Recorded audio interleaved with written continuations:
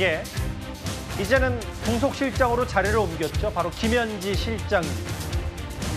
그런데 어느 순간부터 이제는 김현지 실장이 국정감사에 나오냐 안 나오냐는 예전 이슈가 됐고요. 이제 국민의힘은, 야당은 김현지 실장이 정말 세긴 세구나, 그의 실체를 제대로 한번 파헤치겠다, 이런 태세를 비치고 있습니다.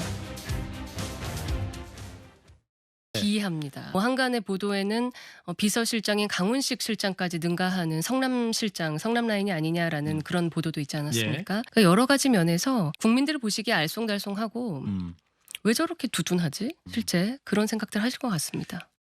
한 광고의 카피처럼 마치 현지야 사랑해를 외치는 수준입니다. 무조건 국감에 나와야 하는 총무비서관 김현지를 국감에 안 나와도 되는 부속실장 김현지로 순식간에 둔갑시켰습니다. 경력이 뭔지, 학력이 뭔지, 나이가 뭔지 아무것도 나온 것이 없습니다. 1급 공무원 수준이 되는 분들은 그 신상을 공개하는 것이 필요하다.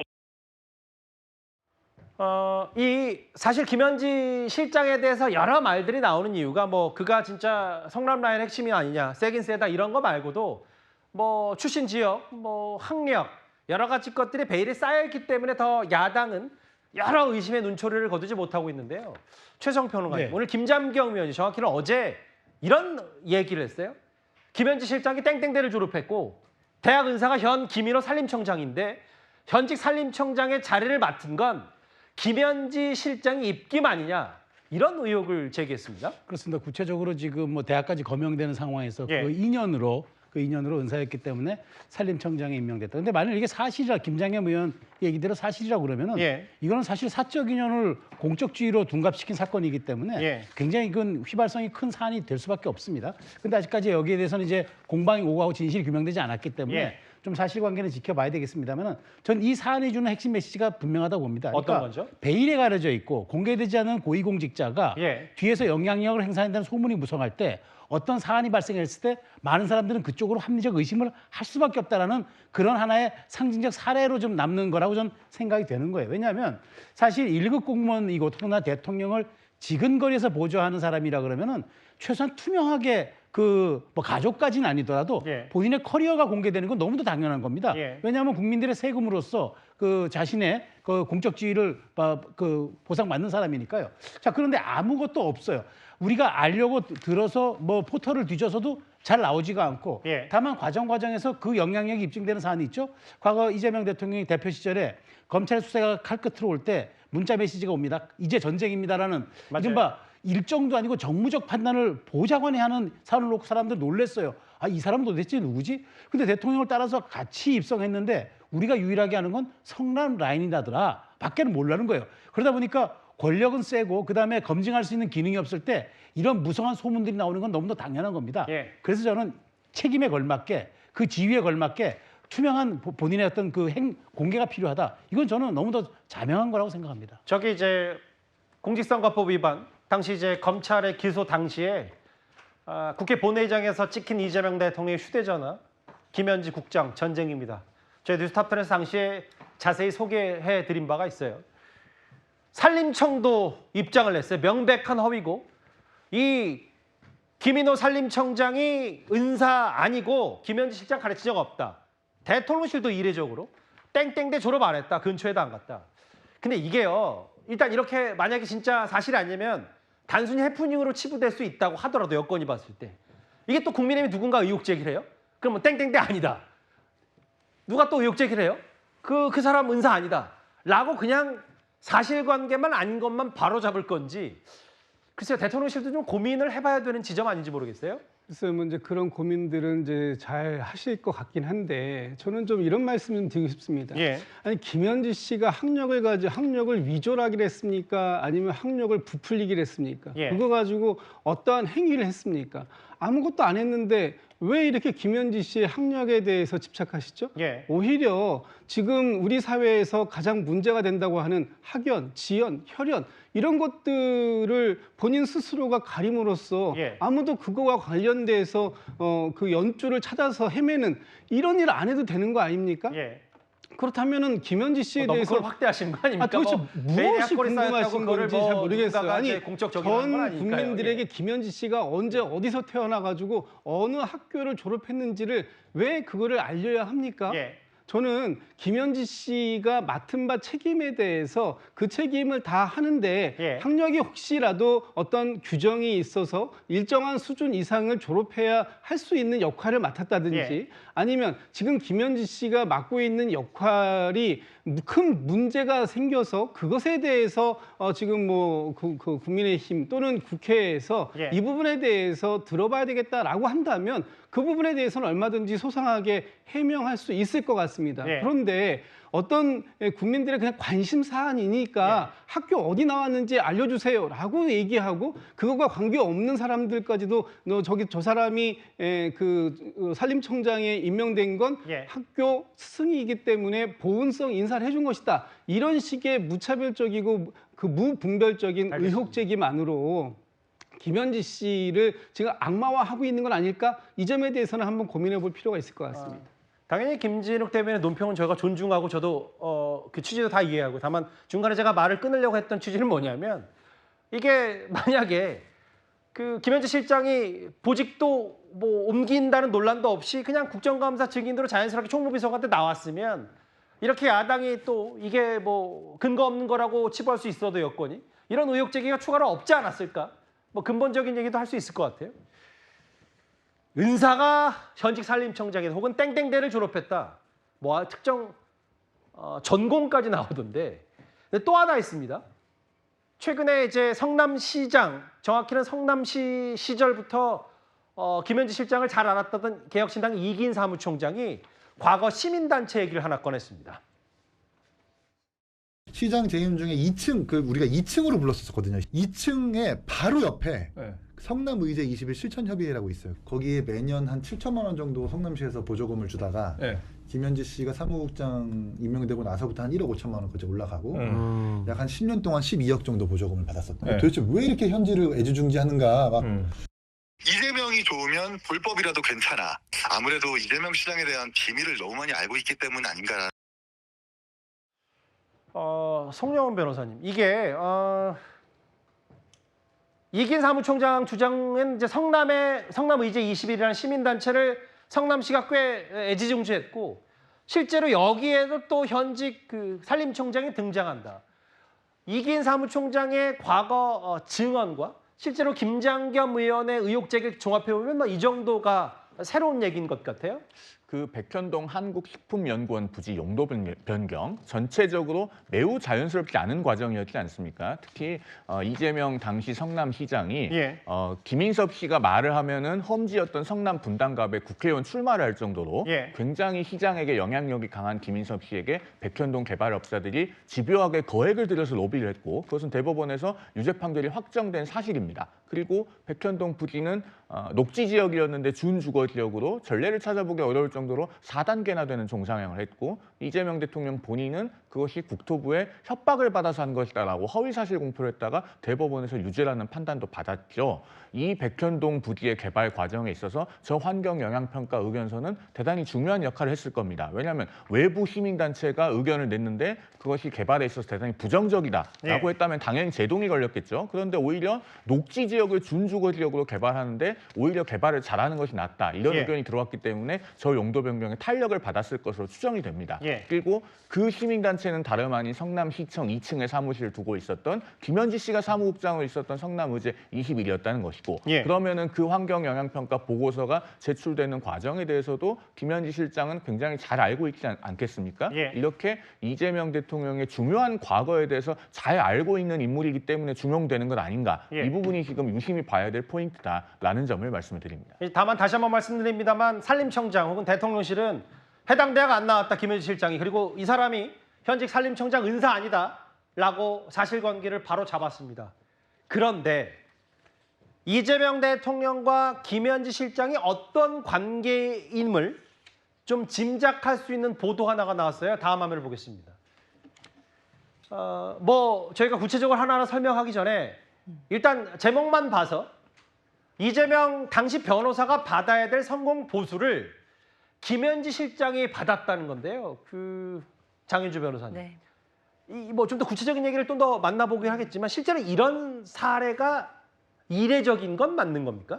글쎄요, 뭐 이례적이다 아니다는 좀 보는 관점에 따라 다를 것 같습니다. 그러니까 이게 어떤 사건이냐면 이재명 이제 당시 변호사가 이제 별개의 사건을 했고 이제 민사 소송을 했는데 변호사들이 사건을 처리하고 받는 이제 금액 비용에는 좀 두 가지 종류가 있습니다. 아시다시피 처음에 사건을 의뢰하면서 주는 뭐 착수금이라는 그 금액이 있고요. 그리고 이제 성공 보수를 따로 약정하기도 합니다. 민사의 경우는요. 그런 경우에는 뭐 받을 돈의 뭐 몇 퍼센트 이런 식으로 성공 보수를 약정을 해놓는데. 착수금 같은 경우에는 사건이 시작될 때 착수금 쪽으로 받는 것이기 때문에 그 당시에 미리 이제 입금이 되고 일을 하게 되지만 사실 성공 보수는 이제 승소하고 난 이후에 사실 의뢰인이 이제 지급을 해줘야 되는 것인데 의뢰인이 지급이 안 돼서 미수가 되는 경우들이 있거든요.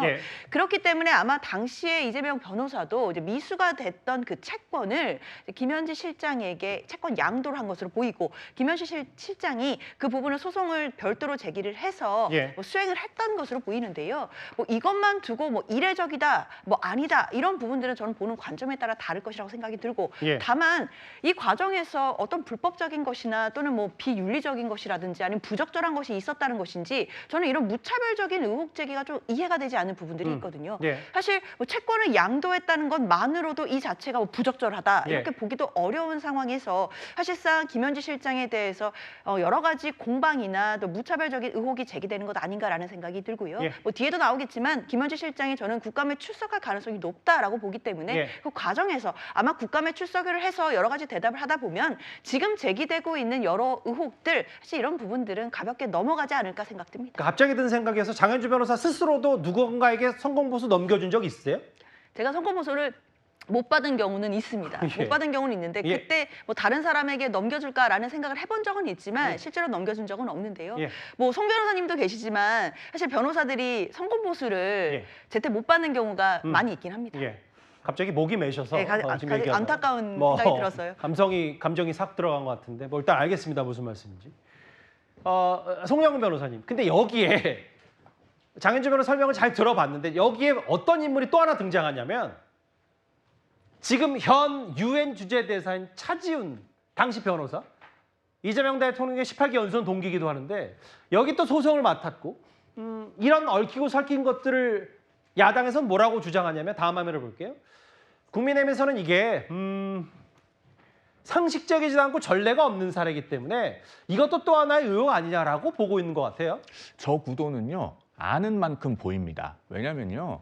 우리 대법원 판례는 소송 신탁을 위한 채권 양도는 무효라고 합니다. 좀 더 쉽게 설명해주세요. 좀 어렵습니다. 소송 신탁이 뭐냐면 내가 내 이름으로 소송을 하기가 부담스러우니까 내가 채권자인데 다른 사람에게 채권을 넘겨서 다른 사람 이름으로 소송을 하게 하는 것이 소송 신탁을 위한 채권 양도입니다. 이것은 오로지 소송 신탁을 위한 것이면 무효라고 하는 것이 대법원 판례거든요. 그러면은 자 만약에 저 구도에서 채권 양도를 일단 했어요. 그래서 김현지 씨가 원고로 소를 제기합니다. 상대방이 이거 채권 양도 왜 했어요? 혹시 소송 신탁 아니에요? 라고 다투면 채권을 넘겨받아서 소를 제기한 입장에서는 이거 내가 어떠한 사연이 있어서 어떠한 이유로 넘겨받은 겁니다. 라고 하는 걸 법원에다가 설명을 해야 돼요.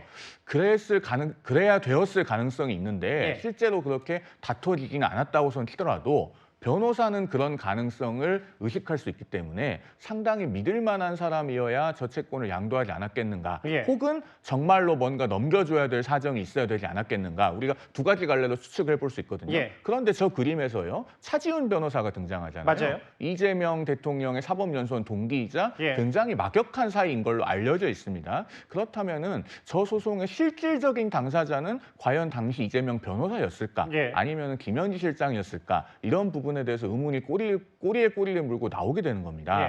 그래서 여기에 대해서는 사실 아무리 오래전의 일이라고는 해도 왜 저 채권을 양도받게 되었다라는 정도는 설명을 하는 것이 바람직해 보입니다. 일단 저 사람이 지금 현 유엔 대사 차지훈 대사입니다. 이 해당 보도를 인용했기 때문에 뭐 이 당사자들의 반론이 있으면 저희가 적극적으로 반영해서 입장도 들어보겠습니다. 지금 국민의힘에서 여러 의혹 제기를 이번 주 초부터 하고 있어요. 그런데 민주당 기류도 김현지 실장을 대하는 자세가 좀 달라진 것 같습니다. 실제로 김현지 실장이 국감에 나올지 안 나올지는 모르겠습니다만 안 나갈 이유가 없다. 이렇게 민주당 분위기가 좀 바뀌었습니다. 제가 한번 전화해봤어요. 야, 총무비서관 하면서 국회 나가지 왜 안 나가려고 그래? 자기는 안 나간다는 얘기 안 했대요. 그리고 나가서 당당하게 얘기하겠다. 상당히 그 전의에 불타던데. 대통령께서 이제 민주당 대표와 국회의원으로 계실 때 김현지 실장이 보좌관을 했었거든요. 그때 제가 사무총장을 하면서 저도 이제 가까이서 같이 보고 일을 한 적이 있었었는데 그 제가 본 김현지 실장은 일밖에 모르는 사람이에요. 예. 그리고 사심이 없는 사람입니다. 국감에 출석하지 않기 위해서 자리 옮길 거다. 이건 사실 말이 안 되는 얘기고. 근데 여기서의 핵심은 사심이 있는지 없는지가 중요한 건 아니고요. 국감에 안 나오기 위해서 보직 바꾼 거 아니냐 이게 핵심인데 그 김진욱 대변인, 박지원 의원 얘기는 김현지 실장과 직접 통화를 했는데 뭐 전의에 불타 있고 국감에서 얘기하겠다. 그러면 박지원 의원 말이라면 김현지 실장 무조건 나오는 거네요, 국감? 뭐 나올 가능성이 상당히 높아 보입니다. 또 오늘 우상호 정무수석이 뭐 언론 인터뷰를 한 걸 보더라도 그 김현지 실장 100% 나간다 이렇게 확언을 하고 있지 않습니까?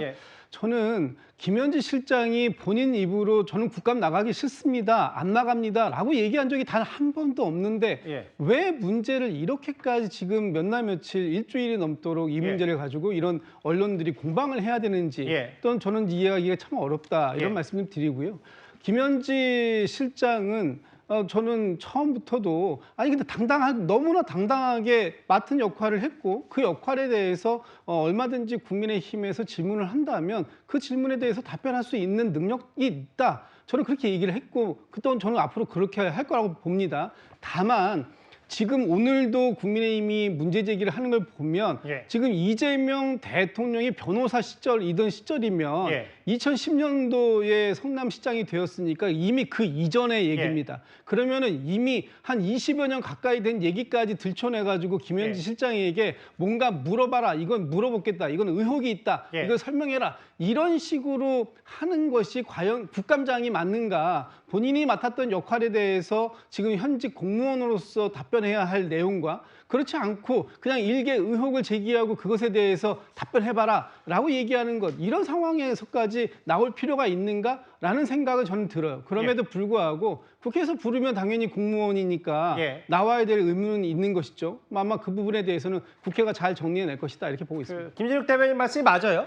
김현지 실장은 국감에 나간다 안 한다 본인이 가타부터 얘기한 적은 없습니다. 다만 이렇게 의혹이 된 건 당시 이제 문진석 의원이었나요? 문진석 의원이 지금 허니문 기간인데 총무비서관을 국감에 부르는 게 증인으로 부르는 게 말이 돼? 약간 이런 취지로 얘기했기 때문에 얘기라는 걸 덧붙이고요. 저 최성 평론가님. 글쎄요. 그럼 진짜 나가는 거고 국회가 결정하면 나간다. 그럼 진짜 나올 거면 보직 이동은 또 왜 했냐? 뭐 여러 가지 얘기들이 좀 나올 수밖에 없어요. 제가 한마디만 좀 여쭤볼까요? 그 1992년 민주화 체제 이후에 모두가 출석했던 총무비서관이잖아요.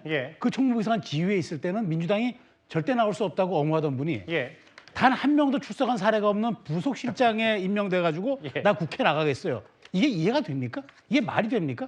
그러니까 저는 차라리 깔끔하게 이제 부속실장 됐으니까 국회 안 나가는 게 관례이기 때문에 저희가 안 나가겠습니다. 라고 해야 솔직한 거 아닌가요? 총무비서관 단 한 명도 출석하지 않았던 총무비서관 때는 못 나간다고 버티다가 누가 못 나간다 버티는지 모르겠습니다만 근데 한 명도 나간 적이 없는 부속실장에 대해서는 내가 나가겠다고 지금 이렇게 전의를 불태우고 있다는 이 박지원 의원의 말을 이걸 코미디입니까? 이게 사실입니까? 저는 그래서 이번 기회에 오히려 이렇게 자꾸 뭐랄까 이렇게 감추면 감출수록 깊이 묻은 다이너마이트가 폭발력이 커진다는 건 노무현 전 대통령이 한 말입니다. 빨리 저렇게 모든 사람들이 궁금해할 때 인적 사항서부터 지금의 현재 위치에 오르기까지 커리어 같은 것들을 투명하게 공개하고 지금 맞는 보직을 잘 하게 내버려 두는 게 그게 김현지 의문을 푸는 가장 핵심적인 열쇠라고 생각합니다. 그 민주당의 기류는 이제 국감에 뭐 안 나갈 이유가 없다라는 취지로 좀 기류가 바뀐 것 같으니 그 김현지 실장의 국감 출석 여부도 저희가 잘 지켜보겠습니다.